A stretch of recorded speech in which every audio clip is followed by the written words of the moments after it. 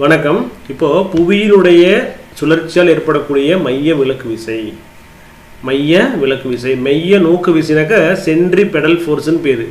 மைய நோக்கு விசை அப்படின்னாக்க சென்ட்ரி பெடல் ஃபோர்ஸ்னு பேர். மைய விலக்கு விசைனா சென்ட்ரி ஃபியூக்கல் ஃபோர்ஸ் அப்படின்னு பேர். அதை சிஎஃப்னு போட்டிருக்காங்க. சிஎஃப்னு எடுத்தால் சென்ட்ரி ஃபியூக்கல் அப்படின்னு பேர். பூமி நிலையாக நின்றுட்டு இருக்குது, சுழற்சி இயக்கத்தில் தான் இருக்குது. அப்போ அதுக்கு ஒரு மைய விலக்கு விசை இருக்குமா? ஸோ இது மாதிரி பூமியினுடைய மேற்பரப்பில் ஒருத்தர் நிற்கிறார். அப்படி நிற்கும்போது அவருடைய எடை மையத்தை நோக்கி தான் செயல்படும். எந்த மையத்தை நோக்கி செயல்படும்? புவியினுடைய மையத்தை நோக்கி செயல்படுது. இப்படி கீழே வர்றார் பாருங்க. இது அதனுடைய ஆரம். ஸோ அந்த ஆரத்துக்கூட ஏற்படுத்தக்கூடிய கோணம் தீட்டா. இது ஆர் அப்படின்னா இதுவும் என்னதான்? ஆர் தான். பாருங்க, இப்படி பூமி சுற்றிட்டு இருக்கும்போது இடஞ்சுழியாக சுழலுது.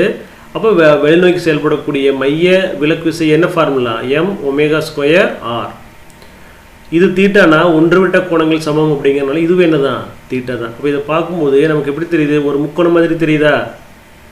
அப்போ முக்கோணம் அப்படிங்கிறதுனால இதுக்கு காஸ் தீட்டா கண்டுபிடிங்க. காஸ் தீட்டா ஈக்குவல் டு என்ன ஃபார்முலா? இது 90 டிகிரி. இது எதிர்பக்கம். அப்போ அடுத்துள்ள பக்கம்னா ஆர் டிவைடட் பை அடுத்துள்ள பக்கம் பை கர்ணம். கர்ணம்ங்கிறது இதுதானே ஆர். அப்போது ஸ்மால் ஆர் கண்டுபிடிச்சிங்கன்னா ஆர் காஸ் தீட்டா. ஸோ முக்கோணத்துலேருந்து தொலைவை நம்ம கண்டுபிடிச்சிடலாம். அதாவது மையத்திலிருந்து எவ்வளோ தொலைவில் இருக்கிறார் அப்படிங்கிறத. மையம்னாக்க இந்த மையம், சுழற்சி மையம், அதிலிருந்து ஆறுங்கிற தொலைவில் இருக்கக்கூடிய ஒரு மனிதன் மீது செயல்படக்கூடிய விசையை நம்ம கண்டுபிடிக்கிறதுக்கு இந்த ஆர் பயன்படும். R equal to R cos theta. So இங்கே ஆறுங்கிறது கேபிட்டல் ஆறுங்கிறது புவியினுடைய ஆரம், தீட்டாங்கிறது எந்த புள்ளியில் நம்ம நின்றுட்டுருக்குறோம் அப்படிங்கிறது. சரியா? இது என்னது? புவி பரப்பில் நின்று கொண்டிருக்கக்கூடிய மனிதன் மீது செயல்படக்கூடிய விலக்கு விசைக்கான ஃபார்முலா. ஸோ இதை பயன்படுத்தி கணக்கு கேட்குறாங்க பாருங்கள். சென்னையில் 60 கிலோகிராம் நிறையுடைய மனிதர் மீது செயல்படக்கூடிய மைய விலக்கு விசையை கேட்குறாங்க. அவங்கள தீட்டாவும் கொடுத்துட்டாங்க. ஸோ நமக்கு தெரியும் F = m⍵² ஸ்மால் ஆர் இல்லையா? ஸ்மால் ஆர் தானே. அதுக்கு பதிலாக ஆர் ஈக்குவல் டு என்ன ஃபார்முலா படித்தோம்? ஆர் காஸ் தீட்டான்னு படித்தோமா? அதுங்க பெருதிட்டு இருக்காங்க. ஸோ ஒமேகாங்கிறது கோண திசைவேகம் கொடுக்கல. அதுக்கு தான் ஒமேகா ஈக்குவல் டு 2π/t.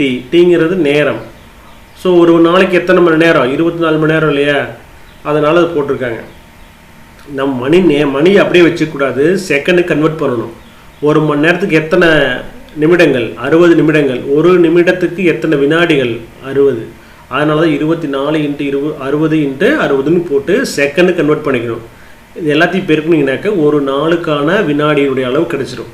அப்போ ஒமேகா ஈக்குவல் டு 2π / tக்கு பதிலாக போட்டோம்னா நமக்கு ஒமேகா கிடைச்சது. புவியினுடைய ஆரம் இது மெமரி பண்ணிக்கணும் நீங்கள், 6400 கிலோமீட்டர். அதாவது புவியினுடைய ஆரம் ஆர் ஈக்குவல் டு 6400 கிலோமீட்டர். இந்த கிலோமீட்டருங்கிறது 10⁻³ மீட்டர் அப்படின்னு மாற்றிக்கிறோம். ஸோ குறுக்கு கோடு 11 டிகிரின்னு கொடுத்துட்டாங்க. அப்போது மைய விலக்கு விசை ஈக்குவல் டு எம்முக்கு பதிலாக 60. ஏன்னா மனிதனுடைய எடை தானே 60 பெருக்கல் ஒமேகா கண்டுபிடிச்சிருக்குறீங்க இன்ட்டு ஆர் இதாக கண்டுபிடிச்சது இந்த மதிப்பு பிரதியிடும் பொழுது இன்ட்டு காஸ் தீட்டா எவ்வளவு? 13 டிகிரி உங்களே கொடுத்துருக்காங்க இல்லையா? பிரதியிட்டு மதிப்பு கண்டுபிடிச்சோம்னாக்க கிடைக்குது. கிட்டத்தட்ட பார்த்தீங்கன்னாக்க 2 நியூட்டன் தானே. 1.9 is also equal to 2 Newton. அப்போது அவர் உணரக்கூடிய ஈர்ப்பு விசையின் காரணமாக மனிதன் உணரக்கூடிய விசை பார்த்தீங்கன்னா எத்தனை விசை அப்படின்னா F = mg. எடை இதெல்லாம் பெருக்கி பார்க்கும்போது 588 நியூட்டன். ஆனால் விலக்கு விசையில் வரக்கூடிய விசை எவ்வளவு? 2 நியூட்டன். 2 நியூட்டன் எங்கே? 588 நியூட்டன் எங்கே? அதனால் அவர் என்ன பண்ண மாட்டார்? மைய விலக்கு விசையை விட அவருடைய உள்நோக்கி செயல்படக்கூடிய ஈர்ப்பு விசை எப்படி இருக்குது? அதிகமாக இருக்குது இல்லையா? அதனால் அவர் எந்த விதத்துலேயும் பாதிப்புக்கு ஆளாக மாட்டார் அப்படின்னு தெரிஞ்சுக்கலாம். புரிஞ்சுதா உங்களுக்கு? ஸோ இது புரிஞ்சுருக்குன்னு நினைக்கிறேன். நம்ம அடுத்த வகுப்பில் அடுத்த தலைப்பு பார்க்கலாம். நன்றி.